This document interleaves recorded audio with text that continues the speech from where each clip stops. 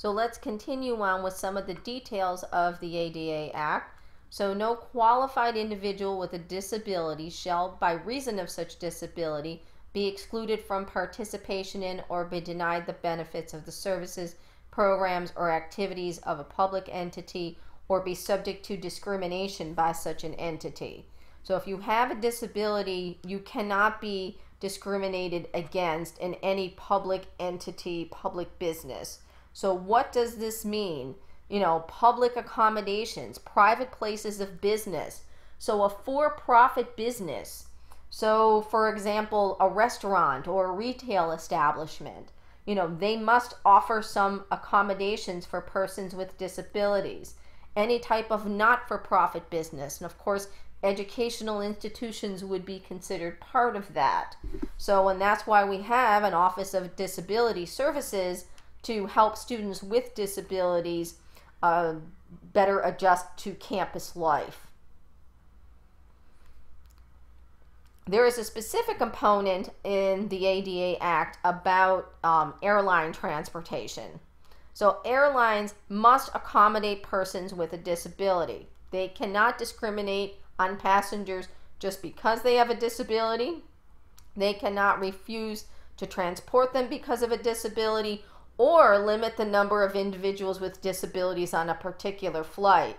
I mean, that sounds pretty scary to me that, depending on the resources, that you could have 10 or 20 people from a group with disabilities on a plane, but they must find a way to accommodate them. That is the law. And if you look at the disability complaints as reported to the airlines, and if you look at, the highest one is they just fail to provide assistance. For example, when you make an airline reservation, if you use any type of online reservation system, as most of us do, and when you book your ticket, it asks you specifically about, do you need accommodations? And yes, you're supposed to check that you have visual or mobility impairment or anything like that, that you will need to have some sort of accommodations. So they have to be able to do that. So there are lots of lawsuits and complaints filed as a result of that. So you can see some of the other issues, not as much, but they're definitely there. Maybe not, maybe the aircraft is not accessible. I know I've been on some small commuter planes where I'm thinking, how would somebody with a disability get on this? Because you're not going in from a jetway. You have to climb downstairs and you have to go up these little tiny stairs into the small commuter plane. Notice on the bottom there too, service animals. Service animals must be allowed on aircraft. They are not treated like pets. Just like any other place of business, a service animal must be allowed. Now, of course, there are people who try to get around the system and get all kinds of animals declared a service animal when they really are not purposely doing that. But service animals are specially trained. They wear special equipment, vests, or some other type of marker that indicates that they are a service animal. But the service animal must be able to be on the plane with the passenger. It does not need to be in any type of carrier.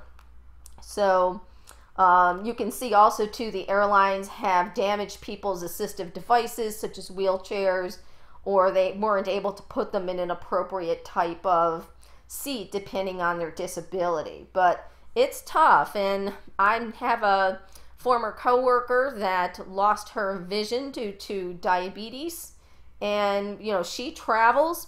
She tells the airlines, I'm visually impaired. I'm going to need assistance, and she's never had any problems. She figures, well, she says, I'm blind, I'm not dead, and I'm not going to stay home as a result of having a disability. People with disabilities do tend to be employed full-time less than people without disabilities. So there really is still an employment gap. These data are from the late 2000s, so there's probably a little bit of an update on here, but there still is a large gap between people with disabilities and people without disabilities.